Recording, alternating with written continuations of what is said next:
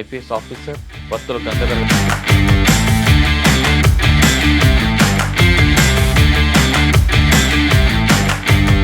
మనిషికి సంతోషంగా ఉండాలంటే డబ్బు ఉండాలా, లేదు అని అనుకున్నట్లు సెక్స్కి అనుకుని ఉండాలా, లేదు ఎందులో అనుకుంటే అందులోనే సంతృప్తి చెందుతారా? సంతోషంగా ఉండాలంటే డబ్బు అంటే సంపద లేదా సెక్స్ అన్నారు. అంటే డబ్బు ఆనందం రెండు ఒకటే అనుకుంటారు. అది కాదు అని మనం కొంచెం ఆనందంగా ఉంటే వాడు తప్పు చేయకూడదు, మళ్ళీ తప్పు చేస్తున్నాడంటే ఆ డబ్బు అనేది ఆనందాన్ని ఇవ్వట్ల. ఆడ మగ ఆకర్షణలో కూడా కేవలం ఆకర్షణ మాత్రం, అది ఆనందాన్ని ఇవ్వట్లేదు. కోర్ తీసుకున్న నిర్ణయాల వల్ల ఆ వ్యక్తికి ఏ విధంగా ప్రభావం చూపిస్తుంది? కోర్ వాల్యూస్ అంటే అన్ని మంచి లక్షణాలు అవే ఆటోమేటిక్ వచ్చేస్తాయి. రాముడు అంతటి వాడు ఎలా అయ్యాడండి అంటే, ఆయన రాముడు కరుణాసాగరుడు, అంత కరుణతో ఉంటాడు కాబట్టి ఆయనకి ఎవరిని ఇబ్బంది పెట్టలేదు. ఇటు కర్మ సిద్ధాంతాలు చెప్పాలని ఆలోచన ఎందుకు వచ్చింది మీకు? ఫలానా ఆలోచన ఏం లేదు, కానీ నా జీవితంలో బాగా ఇంపాక్ట్ఫుల్ బుక్ అంటేనండి భగవద్గీత. కానీ కొంతమంది మనసు పెట్టి చేయు ఫలితాన్ని ఆశించుకుంటారు. పెట్టి చేయడం అంటేనండి, ఇందులో స్పిరిచువల్గా ఆలోచిస్తే మనకు నచ్చిందల్లా ఆనందాన్ని ఇచ్చేదల్లా చేయమని నేను చెప్పను. మంచి ఏది, పర్పస్ ఆఫ్ లైఫ్ గోల్లో పోతుందా లేదా, అది మాత్రమే మంచి. ఒక వ్యక్తి విలువలతో కూడా గడపాలంటే ఏం చేయాలి? Purification of mind. అవి చేయకూడదు, ఇవి చేయకూడదు అంటే ఎవరు చెప్పింది వినాలండి అని మీరు అడగచ్చు. మనకి ప్రామాణికంగా ఉండే శాస్త్రాలు, వాటిలో. Welcome to I dream. మానవ సంబంధాలన్నీ ఆర్థిక సంబంధాలుగా మారుతున్న ఈ కాలంలో ఒక మనిషి సంతోషంగా బతకాలంటే ఏం చేయాలి? కేవలం డబ్బే కావాలా, లేదు అతనికి విద్యతో పాటు ఆరోగ్యం కూడా కరెక్ట్గా ఉండాలా, అంతేకాకుండా ఉమ్మడి కుటుంబంలో ఉంటూ ఆ బంధాలని అనుబంధాలని ఎంజాయ్ చేయాలా అనే అంశాలు మనతో మాట్లాడడానికి ఐపీఎస్ ఆఫీసర్ వత్తుల గంగాధర్ గారు ప్రస్తుతం అంటున్నారు అని అడిగి చాలా క్లారిటీగా తెలుసుకున్నాం. సార్ నమస్తే అండి. మొన్నటి వరకు పోలీస్ ఇంటర్వ్యూ, ఇప్పుడు స్పిరిచువల్ ఇంటర్వ్యూ. చెప్పండి. అంటే మీలో కోణం దాగుందనే విషయం తర్వాత తెలిసి అందుకే మీకు ఈ కోణంలో తీసుకుందామని మీకు ఇంటర్వ్యూ పెట్టాల్సి వచ్చిందండి. ఓకేనండి. ఐపీఎస్ ఆఫీసర్గా క్రిమినల్ సైకాలజీ పక్కన పెట్టి మీరు కూడా తిరుపతిలో వచ్చారు. వెంకటస్వామి బాగా రెండు కళ్ళతో చూసి బాగా సంతోషంగా ఉన్నారు కాబట్టి ఆ స్పిరిచువల్ మాకు కూడా ఆ వైబ్రేషన్ ఇస్తే ఆ ప్రేక్షకులు కూడా సంతోషపడతారని చెప్తున్నా. సార్, ఇప్పుడు మనం అనుకున్నట్లుగా మానవ సంబంధాలు అన్నీ కూడా ఆర్థిక సంబంధాలుగా మారిపోయి అన్నది చాలామంది చెప్తుంటారు. ఈ తరంలో ఒక మనిషికి సంతోషంగా ఉండాలంటే డబ్బు ఉండాలా, లేదు అని అనుకున్నట్లు సెక్స్కి అనుకుని ఉండాలా, లేదు అని అనుకున్న ఎందులో అనుకుంటే అందులోనే సంతృప్తి చెందుతాడా?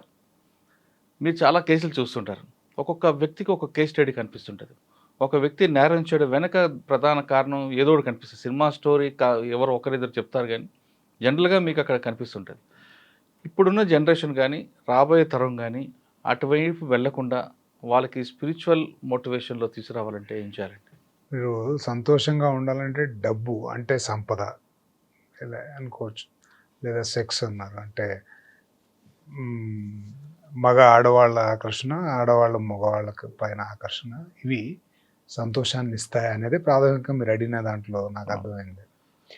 అలా అనుకుంటే సంతోషం, డబ్బు లేదా సంపదే సంతోషం ఇవ్వదు అని చెప్పడానికి మన చుట్టూతో జరిగే విషయాలని గమనిస్తే డబ్బు సంపదలు మనకు సంతోషాన్ని. అంటే నేను అడగడానికి వెనక ఒక కారణం ఉందండి.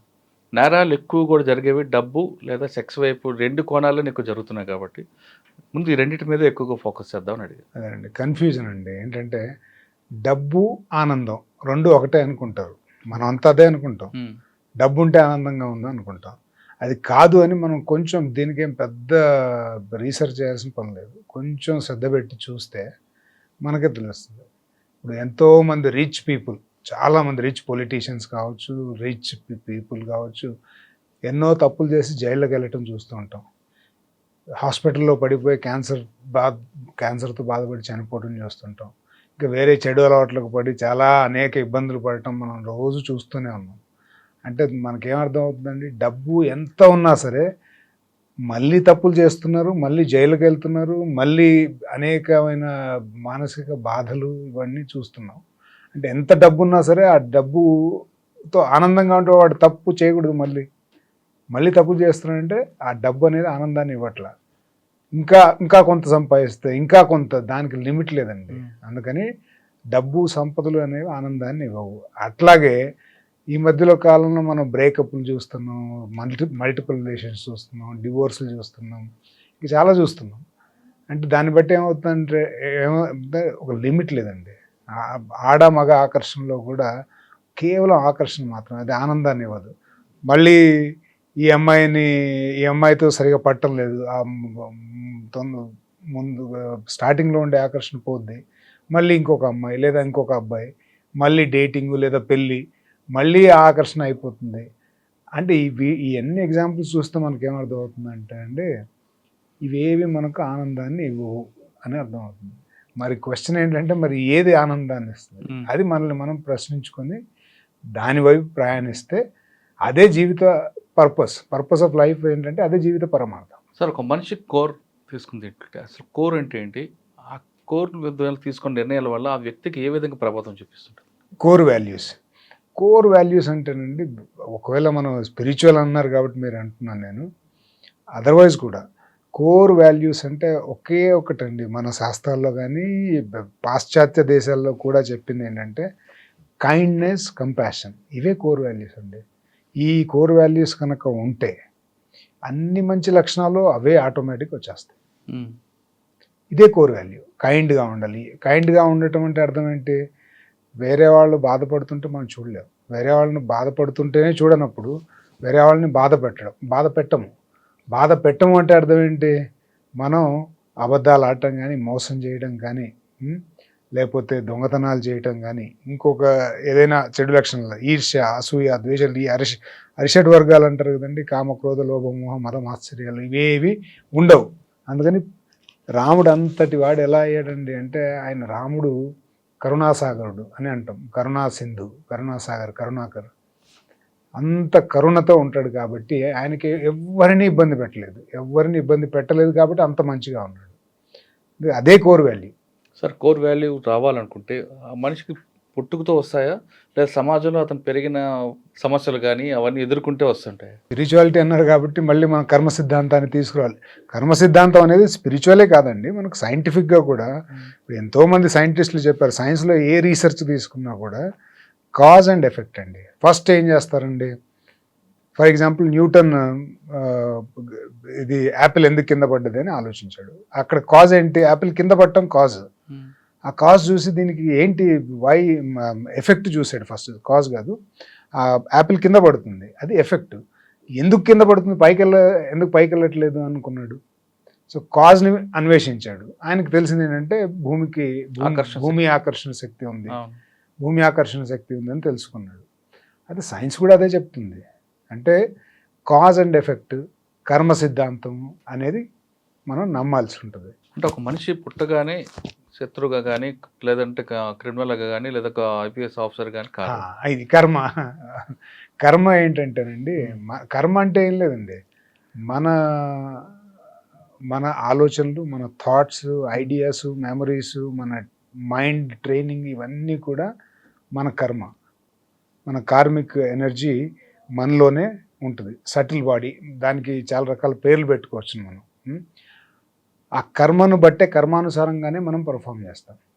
అది మనం కాన్షియస్గా అవేర్గా ఉన్నాం అనుకోండి, మనం చేసే మంచికి ఫలితం ఉంటుంది, మనం చేసే మంచికి తదనుగుణంగా ఫలితం ఉంటుంది. కాజ్ అండ్ ఎఫెక్ట్, మనం ఏం చేస్తాం అది డెఫినెట్గా దానికి సంబంధించిన, అది మంచి చేస్తే మంచి ఉంటుంది, చెడు చేస్తే చెడు ఉంటుంది అనే విషయం పైన మనకు అవగాహన ఉంటే మనం మంచిగా చేస్తాం. కరెక్టే సార్. కానీ కర్మ సిద్ధాంతానికి మనం నమ్మేమనుకోండి, వీడి కర్మని వదిలిపెడతారు అని వదిలితే సమాజానికి అదొక చీడపూరుగా తయారయ్యే అవకాశం ఉంటుంది కదా, వాళ్ళలో కూడా మార్పు తీసుకురావాలి కదా. మరి పోలీసు వాడి కర్మ వాడిని పట్టుకుని లోపలేయటం కదండి. అంతే అంటారా?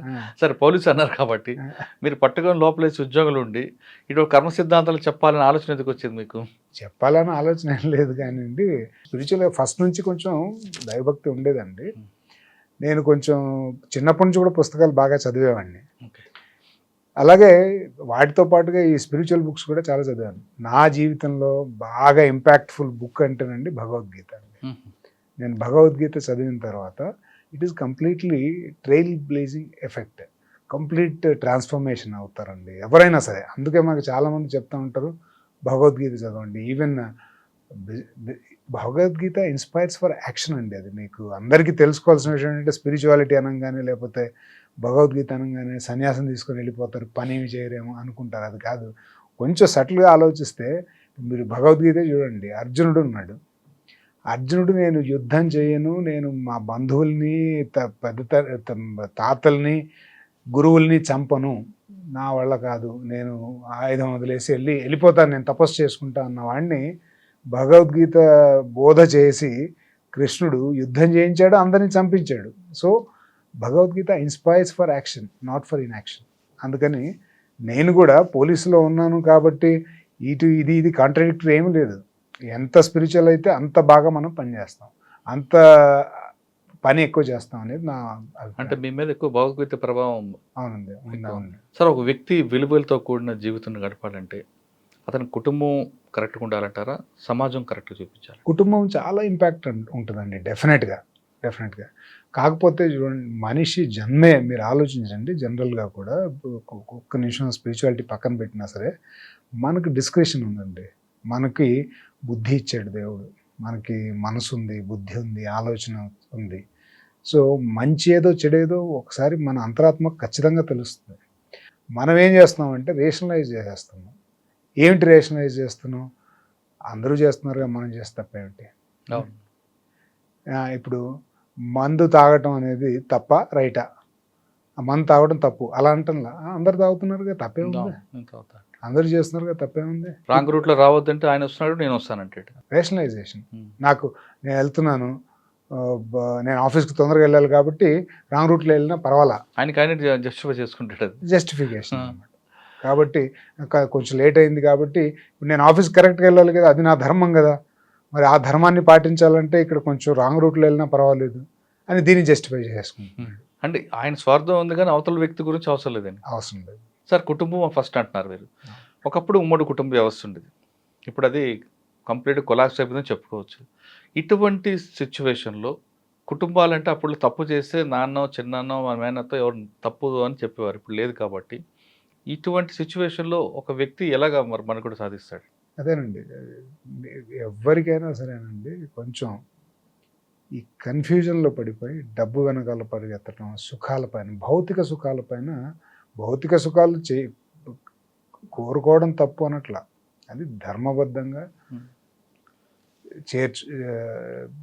వస్తే మంచిదే, రాకపోయినా సంతోషం కూడా. మన ఆనందం అనేది భౌతిక సుఖాలపైన ఆధారపడడం అనేది పెద్ద సమస్య అయిపోయిందండి. ఇది బేసికల్గా ఒక వెస్ట్రన్ ఫిలాసఫీ. ఏది క్యాపిటలిజం వచ్చిన తర్వాత ఏంటి ఆనందంగా ఉండటం అంటే పెద్ద బిల్డింగ్ కట్టుకోవాలి, పెద్ద కారు కొనుక్కోవాలి, పెద్ద ప్రెస్టేజ్ ఉండాలి, ఏదో పవర్ పొజిషన్లో ఉండాలి, అప్పుడు ఆనందంగా ఉన్నట్లు. మనమంతా అది నమ్మేస్తున్నాం అమాయకంగా. మనం ఇప్పుడు ఇండియన్ కల్చర్లో చూసారంటేనండి, మ్యాగ్నిఫిషెంట్ బిల్డింగ్స్, ఇప్పుడు ఇటాలియన్, ఫ్రెంచ్, జర్మన్, లేకపోతే రష్యాలో పెద్ద పెద్ద బిల్డింగ్స్ మీకు కనిపిస్తాయి. మన దేశంలో ఉండవు.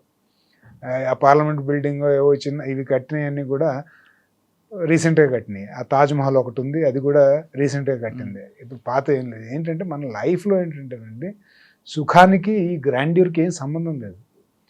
ఆనందంగా ఉండటం అంటే ఎంత లగేజ్ తక్కువ ఉంటే అంత ఆనందంగా ఉండొచ్చు అండి. అది మన ఫిలాసఫీ. మన ఫిలాసఫీ కాదు, ఇది సనాతన ఫిలాసఫీ. సనాతన ధర్మం అదే చెప్పింది. ఎంత తక్కువ భౌతిక సుఖాల వెంట పడితే, భౌతిక వీటిపైన మెటలిస్టిక్ ఆబ్జెక్టివ్స్ వెనకాల పడటం తగ్గిస్తే అంత హ్యాపీగా ఉంటాం మనం. అది తెలుసుకోకుండా వాటి వెనకాల పడి బుద్ధుడు అదే చెప్పాడండి, Dzire is the root cause of all sorrows. అది ఎంత మీరు సాధించినా కూడా అది మిమ్మల్ని సాటిస్ఫై చేయదు. డబ్బుకు అంతం లేదు. మీరు ఇది చెప్పాను కదా, మనం ఇప్పుడే అనుకున్నాం కదండి, ఎంతన్నా డబ్బు సంపాదించండి, వాడు మళ్ళీ ఏదో తప్పు చేస్తూనే ఉన్నాడు. మీరు చూస్తే చాలా రిచ్ పీపుల్ జైల్లోకి వెళ్తూ ఉంటారు, పెనాల్టీలు కడతా ఉంటారు, కేసులు ఎదుర్కొంటూ ఉంటారు, హాస్పిటల్లో ఉంటారు. హాస్పిటల్లో అంటే మరి డ్రగ్ యూజ్ చేయటం వల్ల హాస్పిటల్లో ఉంటారు. మరి డబ్బు ఉంటే హ్యాపీగా ఉండాలి కదండి. అదొకటే కాదండి, వాళ్ళ ఫ్యామిలీ కూడా డిస్టర్బెన్స్ ఉంటాయి కొన్ని. ఇంకా అవన్నీ ఫ్యామిలీలో డిస్టర్బెన్సెస్ ఉంటాయి. పర్సనల్గా ఆనందంగా ఉంటాడా? ఉండడు. మీకు చాలామంది వ్యాపారాలు చేసి ఏవో లీగల్గా తప్పులు చేసి దేశం వదిలి బయట తల దాచుకున్న వాళ్ళు చాలా మంది ఉన్నారు. ఆ. వాళ్ళు గోల్డెన్ స్పూన్తోనే పుట్టారు, కానీ తప్పులు చేశారు. వాళ్ళు ఆనందంగా ఉన్నట్ట లేదు. లేదు. అంటే డబ్బు సంపాదించినా కూడా ఆనందానికి డబ్బుకు ఏమీ సంబంధం లేదు. అంటే ఉన్న దాంట్లో సంతృప్తి పడడం అనేది ఆనందం అంటారా? ఉన్న దాంట్లో సంతృప్తి పడటం కూడా కాదండి. ఉమ్. డబ్బు మీరు ధర్మార్థ మోక్ష కామాలు మనకి చెప్పారు పెద్దలు శాస్త్రాల్లో. అర్థాన్ని కూడా సంపాదించమన్నారు, కానీ అర్థం మాత్రమే మీకు ఆనందాన్ని ఇవ్వదు. ఉమ్. అది ధర్మబద్ధంగా సంపాదించినప్పుడు మాత్రమే ఆనందాన్ని వస్తుంది. మీకు ధర్మబద్ధంగా ఎంత వస్తే అంత హ్యాపీగా ఉండాలి. సార్, ఉమ్మడి కుటుంబం చిన్నభిన్నం అవుతున్న ఈ తరంలో మీరు చెప్తున్నట్లుగా సంతోషంగా ఉండాలంటే ఏం చేయాలి? ఉమ్మడి కుటుంబాలే లేవండి, ఆల్మోస్ట్ లేవు, కొలాప్స్ అయిపోయింది, రద్దయింది. మరి ఈ తరంలో ఎవరు మనకి ఒక వ్యక్తిని మంచి మార్గంలో తీసుకెళ్తారు? తల్లిదండ్రుల బిజీగా ఉంటారు. మనల్ని ఎవ్వరూ మంచి మార్గంలో తీసుకెళ్ళడానికి ఎవరి దగ్గర సమయం లేదండి. ఉమ్. మనంతటా మనమే మంచి మార్గంలో వెళ్ళాలి. ఉమ్. మనకి డిస్క్రిప్షన్ ఇచ్చాడు కదండి, మనకు వివేచన అనేది ఖచ్చితంగా ఉంటుంది ప్రతి ఒక్కళ్ళకి. మీరు ఏ పని చేసినా కూడా మీరు తప్పు చేస్తున్నారా రైట్ చేస్తున్నారా మీకు తెలుస్తుంది, అయినా సరే మీరు చేస్తారు. ఎందుకంటే స్వార్థం కోసం. చాలామంది ఇప్పుడు మీరు సొసైటీలోనండి కర్మానుసారంగా చాలామంది పుడతామండి. మనం చాలామంది దొంగలు, బ్యాడ్ ఆలోచనలు, డెవిల్స్. కలియుగంలో మీరు ఏం చెప్పారంటేనండి శాస్త్రాల్లో, త్రేతాయుగంలోనంట రాక్షసులు సెపరేట్గా కనిపించేవాళ్ళు, పెద్దగా ఉండి వికటాటహాసంతో వికృతాకారంతో బాగా కనిపించేవాళ్ళు వీళ్ళు రాక్షసులు అని. అది మన కృతయుగం సత్యయుగం అంటారు. తర్వాత త్రేతాయుగంలోకి వచ్చేసరికి రాక్షసులు కూడా మనుషుల ఆకారంలోకి వచ్చేసారు, అంటే ఆ వికృతంగా పెద్ద ఆకారం లేకుండా. అదే మన ద్వాపరయుగంలోకి వచ్చేసరికి రాక్షసులు మనుషుల ఆకారంలో రావటమే కాకుండా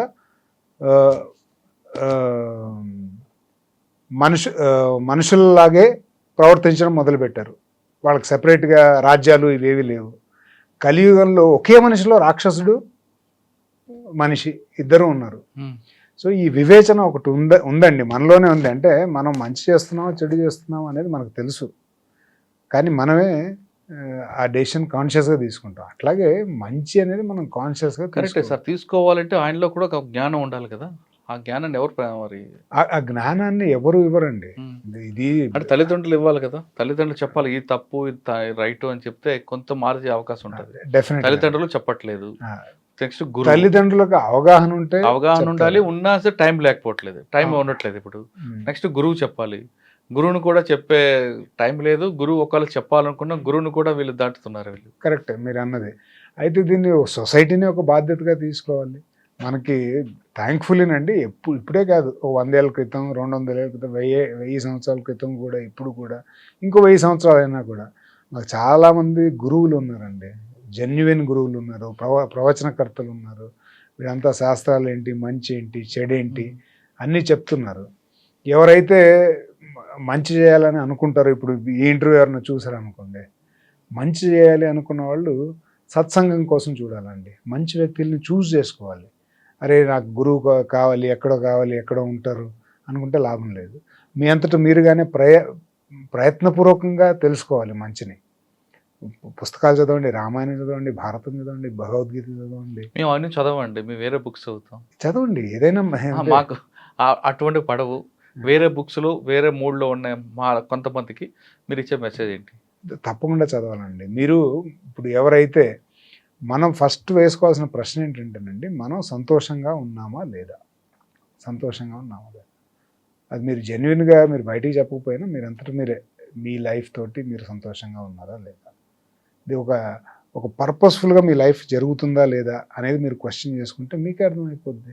డెఫినెట్గా ఎవరైతే ఈ ఆధ్యాత్మిక చింతన కానీ లేకపోతే turning inwards to know your own self, అంటే నువ్వేంటి అని, సెల్ఫ్ సఫిషియన్సీ ఏంటి అనే దారిలో కాకుండా ఈ డబ్బు వీటి వెనకాల పడిన వాళ్ళందరికీ ఒకే సమాధానం వస్తుంది, ఐఎమ్ నాట్ హ్యాపీ. ఇప్పుడు మరి హ్యాపీగా ఉండాలంటే ఏం చేయాలి అని జెన్యున్గా ప్రశ్నించుకుంటే, మీరు ఇన్ని రోజులు ప్రయత్నించారు వాటిలో సంతోషం ఉంటుందని, అది సంతోషం ఇవ్వాల, ఇప్పుడు ఇది కూడా ప్రయత్నించండి. అసలు సంతోషకరమైన జీవితం అంటే ఏంటండి? సెల్ఫ్ సఫిషియన్సీ అండి. మనం మన సంతోషం కోసం, మన సుఖం కోసం బయట వాళ్ళపైన కానీ, బయటి వాటిపైన కానీ డిపెండ్ అవ్వకపోవటమే సంతోషం. ఎందుకంటేనండి మనం బయటి వాటిపైన డిపెండ్ అయ్యామనుకోండి, నాన్నపైన డిపెండ్ అయ్యాం. మనకి నాన్న ఎప్పుడు టైం ఇవ్వడండి. అంటే 24 గంటలు మనకు టైం ఇవ్వాలని ఏమీ లేదు. నాన్న బయటికి వెళ్ళి సంపాదించి రావాలి. లేకపోతే మీరు పెద్ద అయిన తర్వాత కూడా, నాన్న ముసలైపోయిన తర్వాత కూడా నాన్నకి రెస్ట్ కావాలి. నీకు 24 గంటలు నాన్న టైం ఇవ్వలేడు, అమ్మ టైం ఇవ్వలేదు, ఫ్రెండ్ టైం ఇవ్వలేడు. సో అలాగే డబ్బులు సాటిస్ఫాక్షన్ ఇవ్వవు. డబ్బు ఒకవేళ తిండి, సెన్సువల్ ప్లెజర్స్, తిండి ఏదో, నేను రోజు రిసార్ట్స్కి వెళ్ళి గోవా అటు ఇటు తిరుగుతూ ఉంటాను అంటే ఆనందంగా ఉంటానంటే అలా ఏమి ఉండదు. అంటే సెన్సువల్ ప్లెజర్స్, మంచి భోజనం చేస్తానంటే ఎంత బిర్యానీ తింటారు, ఎంత స్వీట్స్ తింటారు, ఏం తిన్నా అది ఇన్సాటియబుల్ అండి. So it won't make you happy. ఇవన్నీ మాకు తెలుసు. ఒక్క నిమిషం ప్రశాంతంగా కూర్చొని మైండ్ని కామ్ డౌన్ చేసుకుంటే ఇవేవి కూడా మనకి సంతోషాన్ని ఇవ్వవు అని తెలుస్తుంది. అప్పుడు మీరు ఇవన్నీ ప్రయత్నించాం కదా మనం ఈ జీవితంలో, మన జీవితకాలంలో ఇవన్నీ ఇవ్వలేదు అని ఫస్ట్ అది తెలుసుకుంటే, మరి మీకు నమ్మకం లేదు నేను చెప్పింది, నమ్మకం లేకపోయినా అది ఇవ్వలేదు కదా, ఇది ట్రై చేయండి, తప్పకుండా ఇది సంతోషాన్ని ఇస్తుంది. సార్ కొంతమంది నిత్యం అసంతృప్తి ఉంటారు. నా జీవితం ఇంతే, నా తర్వాత వచ్చిన వాడు అలా బాగుపడ్డాడు, ఈ పైకి వచ్చాడు, ఆర్థికంగా బాగా కష్టపడి బాగా ఎదిగారు, నేను ఎదగలేకపోతున్నాను అనే భావనలో ఉన్న వాళ్ళకి మీరు ఇచ్చేసి మెసేజ్ ఇదేనండి. అరిషడ్ వర్గాలు, అసూయ, జలసి, దీనివల్లే ఇవే బాధలు. ఒకళ్ళు వాడు బాగుపడితే సంతోషపడు, వాడు నీకంటే నాకంటే వెనకాల, రెండు రకాలుగా ఉంది కదండి, నాకంటే వెనకాల వచ్చాడు, ఎంత బాగా ఎదిగాడు రా బాబు అని ఆనందపడు. చాయిస్ నీదే. నేను అసూయపడతా. మీరు అందుకే బాధపడతారండి. అందుకే మీరు అసూయపడ్డారు అనుకోండి, దాని రెండు రకాలుగా మనం చూస్తుంటాం కూడా. అలా ఎదిగితే సంతోషపడే వాళ్ళని కూడా చూస్తూ ఉంటాం, తక్కువ అనుకోండి బాధపడే వాళ్ళని చూస్తూ ఉంటాం. చాయిస్ మీదే కదండి. అంటే ఏంటంటేనండి, మన మైండ్ ఈజ్ అ హ్యాబిట్ అండి, డెఫినెట్గా హ్యాబిటే.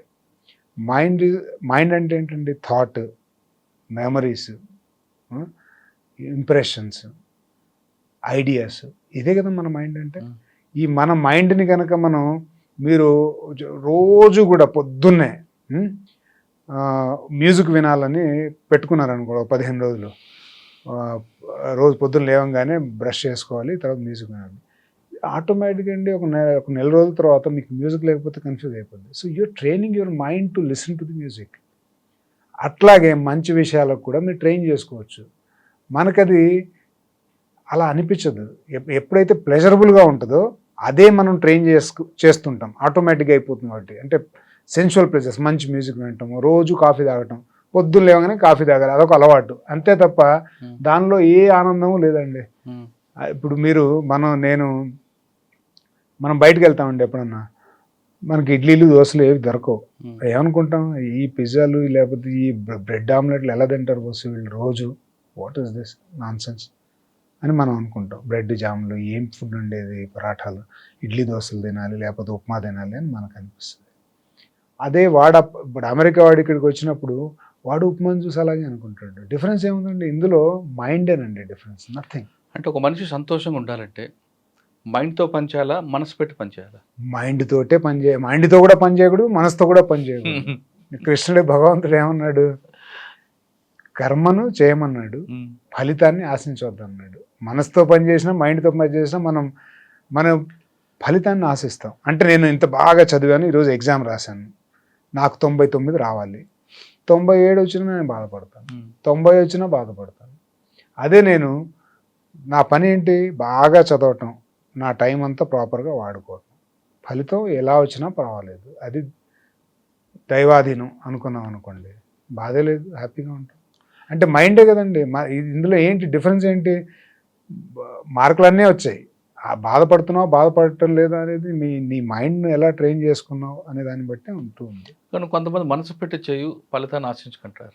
పెట్టి చేయడం అంటేనండి, ఇందులో జనరల్గా చెప్పామనుకోండి, నచ్చింది చేయమని చెప్పటం, నచ్చింది చేయటం అంటే ఏంటి, మళ్ళీ నచ్చింది చేయటం అంటే మన సెన్షువల్ ప్లెజర్స్ ఇవి అట్రాక్ట్ చేస్తూ ఉంటాయి.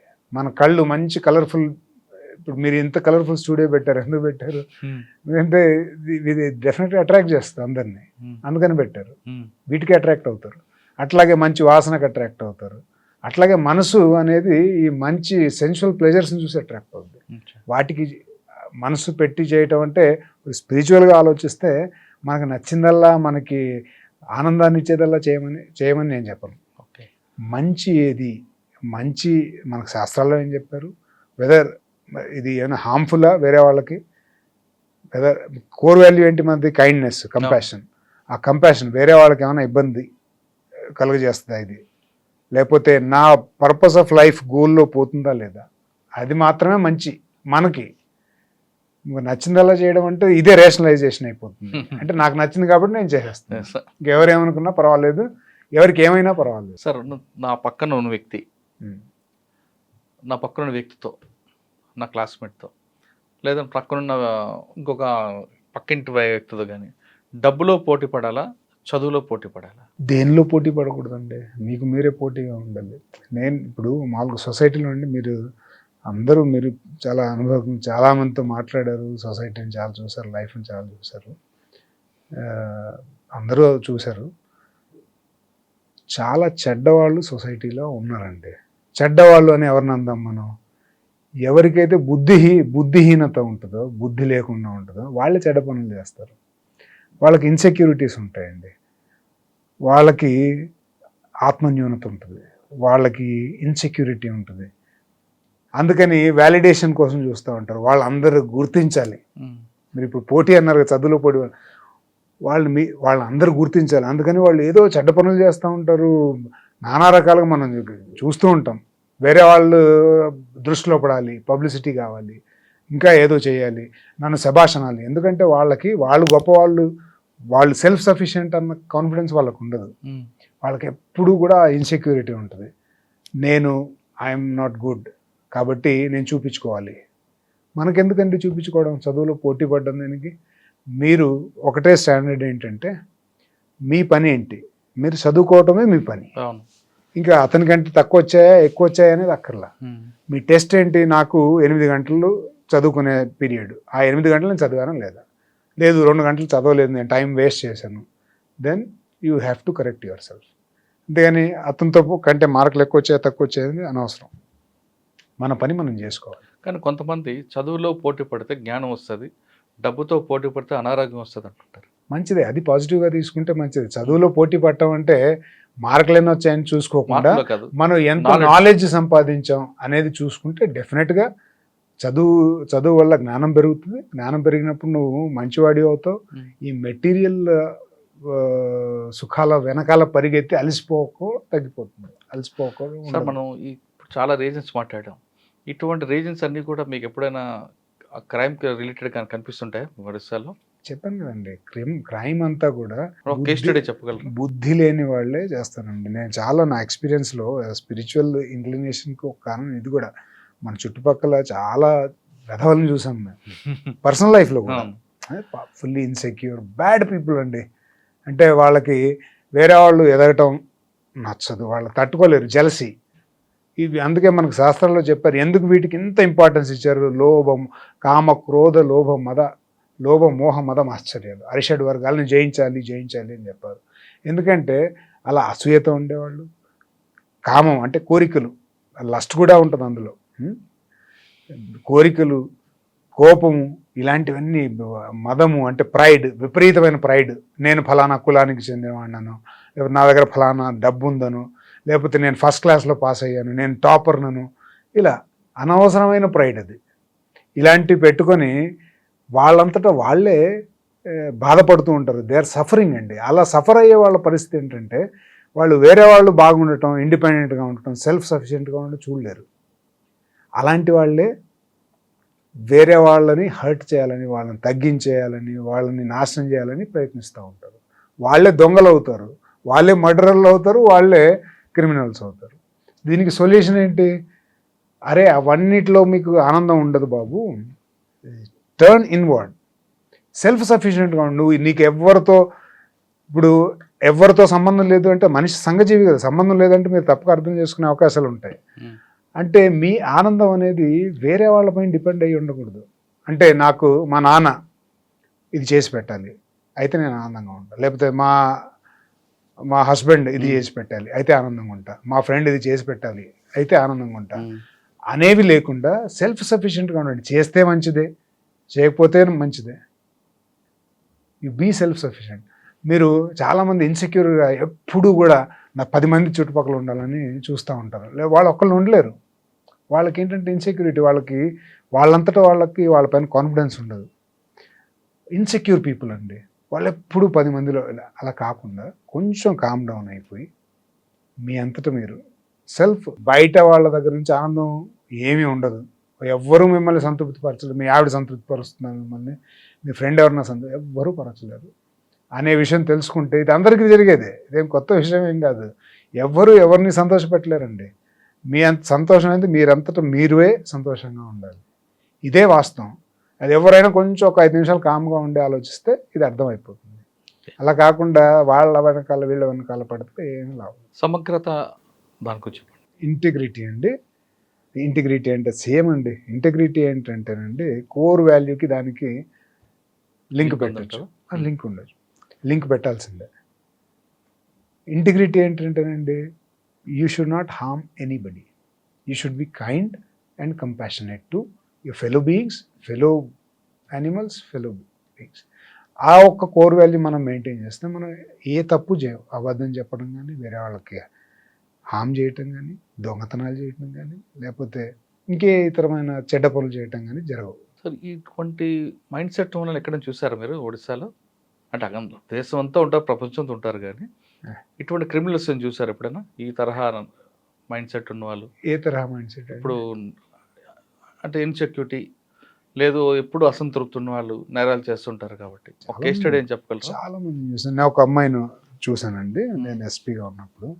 ఆ అమ్మాయి ఏంటంటే ఎప్పుడు కూడా అటెన్షన్, తనకు తను ఏంటంటే తను చాలా ఇంపార్టెంట్ అని ఊహించుకోవటం, తను చాలా గొప్ప యాక్టర్ అని ఈ యూట్యూబ్లో అక్కడ ఇక్కడ వీడియోలు చేసుకోవటం, ఇలా ఫీల్ అయ్యేది. పైగా తనను వేరే వాళ్ళు తన వెనకాల పడుతున్నారని ఊహించుకునేది. పోలీసుల దగ్గరికి సంవత్సరంలో ఒక 10 సార్లు వెళ్ళేది. ఇదిగో నా వెనకాల ఇతను పడుతున్నాడు, లేకపోతే ఫలానా యూట్యూబ్ ప్రొడ్యూసరు, ఫలానా వాడు నన్ను ఇలా మోసం చేశాడు, నన్ను అలా మోసం చేశాడు, నా పైన ఇలా చేసేదండి. ఇలా చేసేది అమ్మాయి. ఈ అమ్మాయి విషయంలో ఏంటంటే అండి, క్రిమినల్ అని చెప్పలేం కానీ తనంతట తనే సఫర్ అవుతూ ఉండేది. పోలీసులను కూడా ఇబ్బంది పెట్టేది, సొసైటీలో మిగతా వాళ్ళని కూడా ఇబ్బంది పెట్టేది. ఫర్ ఎగ్జాంపుల్ చాలామంది కొంచెం అమాయకులు ఉంటారండి, ఏదో అమ్మాయికి హెల్ప్ చేద్దాం అనుకుంటారు. ఆ అమ్మాయిని హెల్ప్ చేద్దాం అనుకున్న వాళ్ళనే అమ్మాయి పోలీస్ స్టేషన్లో కంప్లైంట్ ఇచ్చేస్తుంది. నార్మల్గా ఏంటంటే ఎవరైనా సరే ఒక అమ్మాయి కంప్లైంట్ ఇవ్వగానే డెఫినెట్గా అమ్మాయికి హెల్ప్ చేయాలని ప్రయత్నిస్తారు. సో అట్లా చాలామంది ఇబ్బంది పడిన వాళ్ళు ఉన్నారు. అది తీరా ఇన్వెస్టిగేషన్ లోపలికి వెళ్ళేసరికి అలా ఏం లేదని తెలిసిపోద్ది. ఈలోపు అతనికి జరగాల్సిన డ్యామేజ్ జరుగుతుంది, సొసైటీలో కావచ్చు, ప్రొసీజర్ పనిష్మెంట్ పడుతుందిలేండి, ప్రొసీజర్ పనిష్మెంట్. సో ఇలా చాలా మంది ఉన్నారండి. మీరు ఆ తరహా మెంటల్గా డిజాస్టర్ మీకు ఎదురయ్యారు అనుకోండి, మీరు వాళ్ళకి కౌన్సిలింగ్ ఇస్తారా లేదా హాస్పిటల్కి పంపిస్తారా? హాస్పిటల్కి పంపితే ఏం లాభం లేదండి. వీలైతే మీకు ఓపిక ఉంటే, దయ ఉంటే, టైం ఉంటే వాళ్ళకి చెప్పడానికి ప్రయత్నించాలి. మీకు చెప్పాను కదండి, మనం ఇంతకుముందు ఇంటర్వ్యూలో డిస్కస్ చేసినట్లు ఇదొక మానసిక జబ్బు అండి. అది మార్చడం అనేది చాలా కష్టం. మనం ఏం చేయాలంటే అవేర్నెస్ క్రియేట్ చేయాలి, కాన్షియస్నెస్ క్రియేట్ చేయాలి. ఇలాంటి వాళ్ళు ఉంటారు, వాళ్ళతో జాగ్రత్తగా ఉండాలి. మనం ఇబ్బంది పడకుండా మన లైఫ్ గోల్స్ని మనల్ని మనం పాడు చేసుకోకుండా ఉండడానికి పనికి వస్తుంది. ఇంకా పోలీస్ వ్యవస్థ, గవర్నమెంట్ వీళ్ళంతా ఏం చేస్తారు, ఇలాంటివి మన దృష్టిలో వచ్చినప్పుడు వాళ్ళని డెఫినెట్గా సొసైటీకి డ్యామేజ్ జరగకుండా వీళ్ళని రిస్ట్రైన్ చేయటం, లేకపోతే వీలైతే ఏమైనా క్రైమ్ చేస్తే జైల్లో పెట్టడం, అదే ఆ వ్యవస్థ ఎలాగో ఉంది. పర్సనల్గా మన సేఫ్టీ కోసం ఇలాంటి అదే అబ్సల్యూట్ ఇంటిగ్రిటీ ఉండాలండి. అబ్సల్యూట్ వాల్యూస్ ఉండకపోతే ప్రతిదీ రేషనలైజ్ చేసామనుకోండి, అందరూ మంచి వాళ్ళే అనుకున్నాం అనుకోండి, తప్పు అయిపోద్ది, దెబ్బ అయిపోతుంది. అదే అందరూ మంచి అనుకున్నాం అనుకోండి, దెబ్బ అయిపోతాం. చాలా దొంగలు ఉంటారు, చాలా ఈ ఇందాక చెప్పిన అరిషడ్ వర్గాలు, జెలసీ, కామ, క్రోధ, లోపాలు, వీటితో, గ్రీడీనెస్తో, జెలసీతో, అబ్సల్యూట్ ప్రైడ్తో కాలిపోతూ ఉంటారు లోపల. అలాంటి వాళ్ళు బాగుపడే వాళ్ళని లేకపోతే ఆనందంగా ఉండే వాళ్ళని చూస్తే వాళ్ళు తట్టుకోలేరు. దానివల్ల కూడా ఏం చేస్తారు, వాళ్ళకంటే వీళ్ళు బెటర్ అవ్వాలను లేకపోతే వాళ్ళని కిందికి లాగాలను ఇలాంటి ప్రయత్నాలు చేస్తూ ఉంటారు. బెస్ట్ ఏంటంటేనండి, ఏది మంచు ఏది చెడు అనేది మనం తెలుసుకోవాలి. అది మంచి చేస్తున్నాడా దగ్గరలో సత్సంగం ఇంపార్టెంట్ అండి. ఎవడైనా సరే ఒక చెడ్డ పని చేశాడు, ఒక వెధ పని చేశాడు, ఎవ్వరూ తెలియక చేయరండి, అందరూ తెలిసే చేస్తారు. అలాంటి వాళ్ళ జోలికే వెళ్లకుండా ఉండటం మంచిది.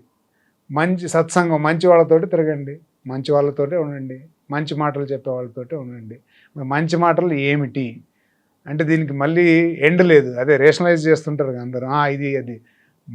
ఇప్పుడు టైం టెస్టెడ్ అండి. శాస్త్రాలు కావచ్చు, రామాయణం కావచ్చు, మహాభారతం కావచ్చు, ఇంకా వేరే ఏ ఫిలాసఫీ తీసుకున్నా కూడా, భగవద్గీత లాంటివి కావచ్చు, ఇవన్నీ కూడా సనాతనం, అసలు అనాదిగా, అంటే టైమ్స్ అన్నోన్, ఎప్పటి నుంచో లక్షల మంది ఫాలో అవుతూ వచ్చారు, వీటితో సంతోషంగా ఉన్నారు.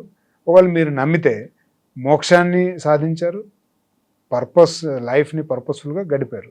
ఇవన్నీ టైం టెస్టెడ్. ఈరోజు కూడా అవి సర్వైవ్ అవుతున్నాయంటే వాటిలో మ్యాటర్ ఉంది కాబట్టి సర్వైవ్ అవుతున్నాయి. కాబట్టి వాటిని స్టాండర్డ్స్గా తీసుకోవాలి. ఏది మంచి అని మనకు క్వశ్చన్ వచ్చినప్పుడు మన పెద్దలు ఏవి చెప్పారు, ఏవి పాటించారు, అవే మనకు స్టాండర్డ్స్. ఇప్పుడు మందు తాగటం రేషనలైజేషన్ అయిపోయిందండి.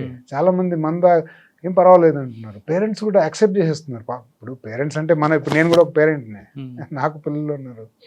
సో మనం కూడా నేను అలా చేయను, ఎందుకంటే నేను అన్నా. కానీ చాలామంది పేరెంట్స్ యాక్సెప్ట్ చేసేస్తున్నారు, ఎందుకంటే వాళ్ళు కూడా మాయలో ఉన్నారు. అంటే అందరూ తాగుతున్నారు కాబట్టి అది రైటే. ఇప్పుడు చాలా తాగుతున్నారంటే ప్రభుత్వం కూడా తాగమని షాపులు ఓపెన్ చేస్తుంది కదా. ఏ ప్రభుత్వం తాగమని ఎందుకు చెప్తుందండి? ఇది ఒక తప్పు అభిప్రాయం. చాలామంది చాలా ఫ్యాషనబుల్గా చెప్పేస్తుంటారు. ఏంటి, గవర్నమెంట్ ఆపేయచ్చు కదా, అసలు అది చెడ్డ అయినప్పుడు గవర్నమెంట్ ఎందుకు మార్కెట్లో పెడుతుంది, గవర్నమెంట్ ఎందుకు ట్యాక్స్లు వసూలు చేస్తుంది అని చెప్పేసి. ఏంటంటే అండి, ఇది రెగ్యులేషన్ ఎవరు చేయాలండి? గవర్నమెంట్ చేయాలి కదా. మందుల్ని కానీ సిగరెట్లని కానీ వీటిని రెగ్యులేషన్ చేయడానికి ఖచ్చితంగా ట్యాక్సేషన్ సిస్టమ్ పెట్టి వీటిని రెగ్యులేట్ చేస్తున్నారు. సరే, కొన్ని అరా చోట్ల రెవెన్యూ కోసం ప్రమోట్ చేస్తున్నారు అనే విమర్శలు అవి ఉన్నాయి. అదర్వైజ్ ఆల్సో మీరు కంప్లీట్గా గవర్నమెంట్ దీన్ని రెగ్యులేట్ చేయకుండా ఉండటం అనేది అసాధ్యం. రెగ్యులేట్ చేయాలి. తాగాలా తాగకూడదు అనేది మన చాయిస్ కదండి. ఇప్పుడు మనకి సముద్రంలో ఉప్పు నీళ్ళు దొరుకుతున్నాయి, కాలువలో మంచినీళ్ళు దొరుకుతున్నాయి. మనం కాలువ నీళ్ళే తాగుతున్నాం, ఎందుకు మరి సముద్రపు నీళ్ళు తాగట్లేదు? ఇప్పుడు ఈ మురికి కాలువలు ఉన్నాయి, నదులు ఉన్నాయి, మనం నది నీళ్ళు అయితే తాగుతున్నాం కానీ మురికి కాలువ నీళ్ళు తాగట్లేదు అంటే అది దేవుడే ఇచ్చాడు కదా, ఇది దేవుడే ఇచ్చాడు కదా. అంటే అట్లాగే సర్కారు పెట్టిందంటే సర్కార్ ఏం పెట్టలా, సర్కార్ is trying to regulate it. లేదంటే ఫ్రీగా వదిలేశారనుకోండి అది ఇంకా కంట్రోల్ లేకుండా ఉంటుంది. కాబట్టి చాయిస్ మనదేనండి. సార్, మీరు చాలామంది క్రిమినల్స్ చూస్తుంటారు.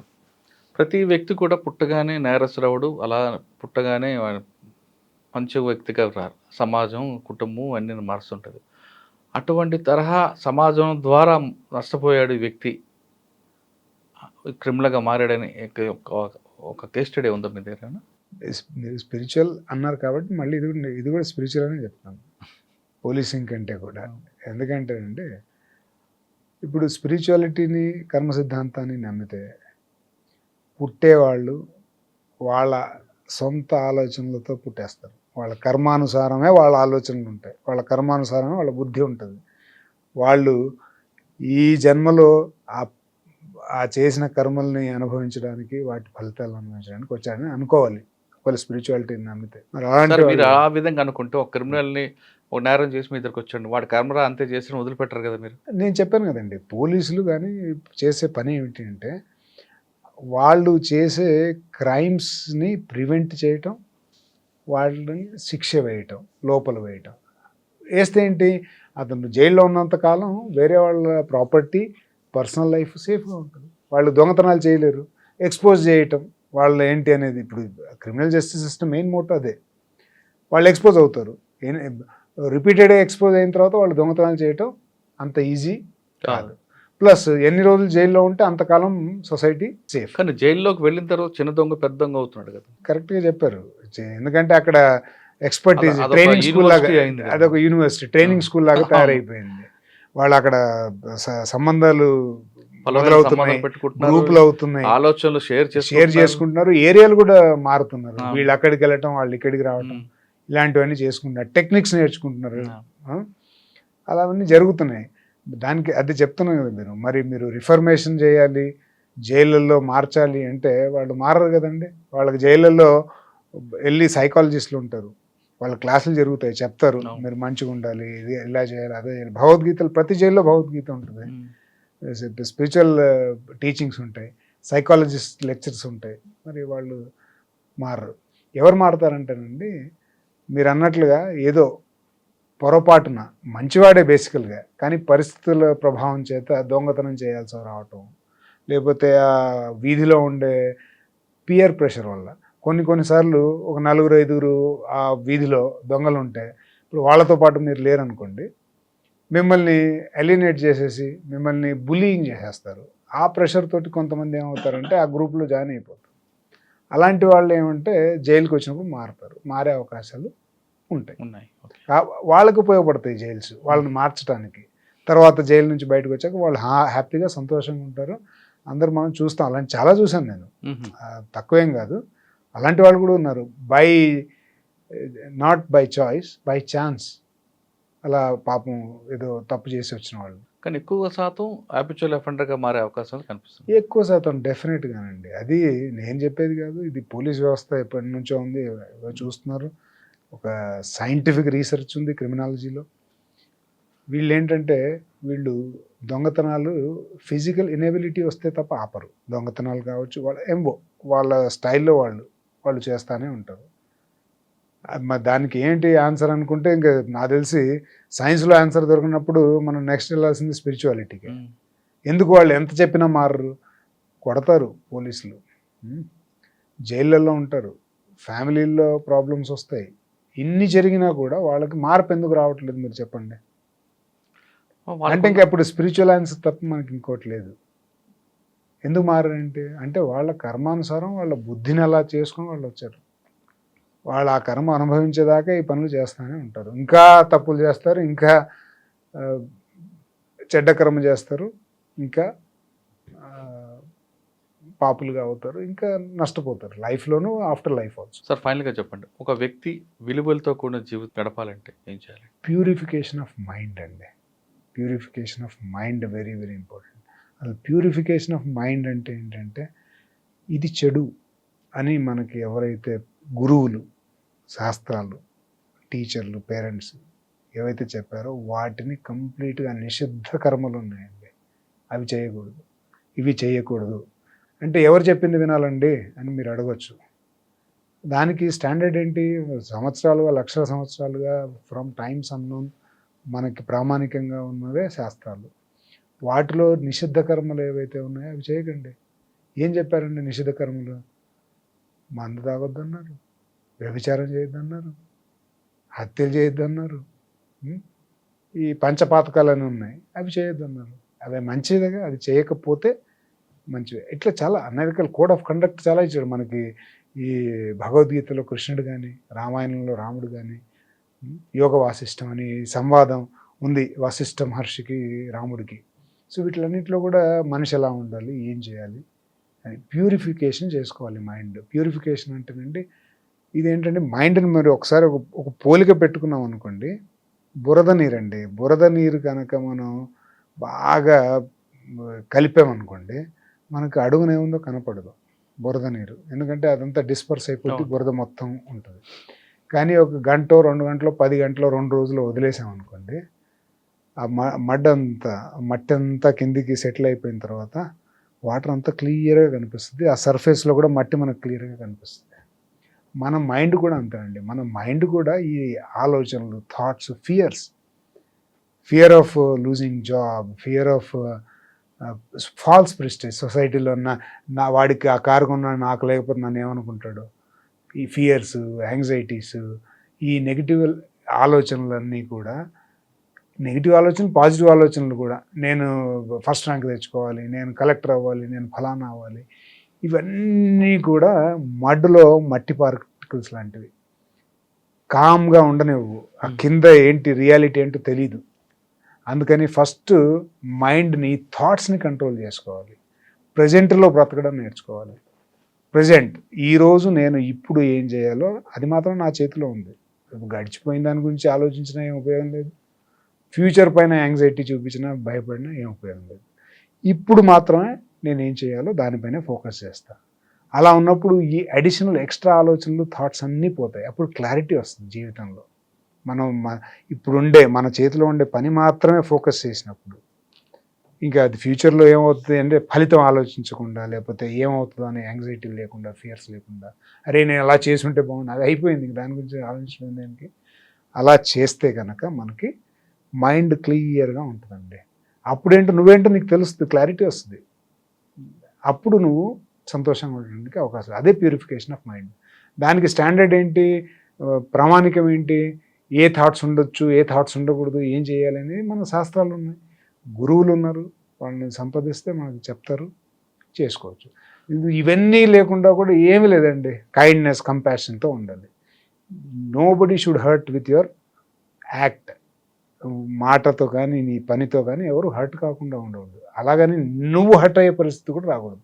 నువ్వు హర్ట్ అయ్యేలాగా వచ్చినప్పుడు మీకు అవి కూడా మళ్ళీ భగవంతుడే చెప్పాడు, కృష్ణుడే చెప్పాడు, చెడ్డ వాళ్ళని శిక్షించమని చెప్పాడు. డెఫినెట్గా చేయాలి. అదే మళ్ళీ మన వేరే వాళ్ళని హర్ట్ చేయకూడదంటే ఎవడో వచ్చి మనల్ని అటాక్ చేస్తే ఏం చేయకుండా ఉండొద్దు అని చెప్పాల భగవంతుడు కానీ ఎవరైనా కానీ. అది తప్పైపోద్ది. సరే, ఇవన్నీ జరగాలంటే గురువులు చెప్పింది వినాలి. ఏది మంచో ఏది చెడో తెలియాలంటే విద్య. స్కూల్కి వెళ్ళాలి, చదువుకోవాలి, కాలేజ్కి వెళ్ళాలి, చదువుకోవాలి. విద్య అనేది ఇంపార్టెంట్. ఈ ఇంగ్లీష్ ఎడ్యుకేషన్ సిస్టమ్ అవసరమేనండి. అంటే ఇంగ్లీష్ అంటే ఇప్పుడు present education system, physics, chemistry, చదువు అయితే ఇంపార్టెంట్. చదువు ఇంపార్టెంట్. ఓకే, కానీ చదువుకున్న తర్వాత కూడా కొంతమంది సంస్కారం లేని చదువు ఉంటుంది. అటువంటి వ్యక్తులకు ఏం చేయాలంటే మనకు చదువు గౌరవం ఉండదు. సంస్కారం ఎక్కడ నేర్పిస్తున్నారండి? అదే సమస్య. అదే మనకేమైపోయిందంటేనండి, మన కరికులంలో సంస్కారం నేర్పించేది ఎక్కడ ఉందండి? ఎడ్యుకేషన్ వీలైతే ఎడ్యుకేషన్ సిస్టంలో కూడా సంస్కారానికి, ఎథిక్స్కి ఈ మధ్యలో వస్తున్నాయి. ఎథిక్స్కి సెపరేట్ పేపర్స్ అవి పెద్ద అయిన తర్వాత ఇంట్రడ్యూస్ చేస్తున్నారండి, గ్రాడ్యుయేషన్లోను, +2లోను. అక్కడ నా దృష్టిలో చిన్నప్పటి నుంచే ఇంట్రడ్యూస్ చేయాలి. మనకి మేము చిన్నగా ఉన్నప్పుడు అండి, తెలుగు లిటరేచర్లో, తెలుగు టెక్స్ట్ బుక్స్లో ఫస్ట్ నుంచి ఎలిమెంటరీ స్కూల్ నుంచి కూడా మంచి మంచి పాఠాలు ఉండేవి. ఇప్పుడు లేవు.